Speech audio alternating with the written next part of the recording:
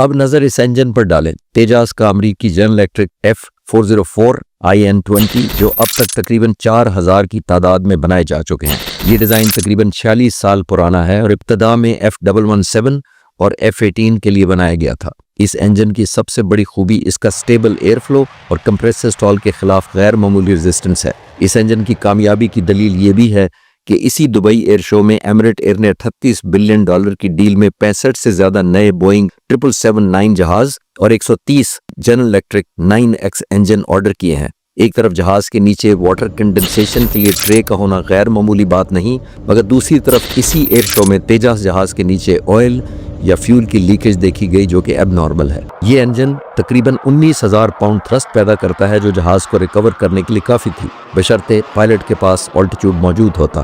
اسی وجہ سے میرے اندازے میں انجن فیلئر یا کمپریسر سٹال کو اس حادثے کا سبب ممکن دکھائی نہیں دیتا۔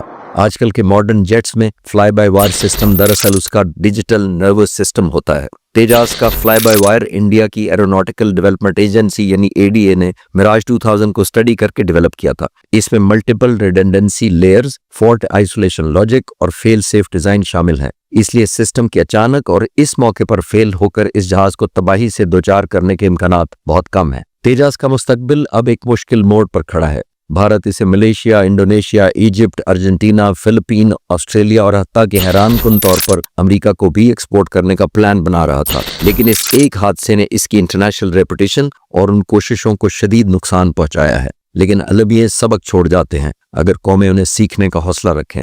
دنیا انڈیا کی طرف دیکھ رہی ہے، انڈین ایئر فورس جواب چاہتی ہے، اور وہ پائلٹ جس نے اپنی جان قربان کی اس کا خاندان سچ جاننے کا حق رکھتا ہے۔ تیجاس کا مستقبل ان فیصلوں پر منحصر ہے جو ہندوستان میں آج کے بعد کیے جائیں گے۔ پاکستان پائندہ باد۔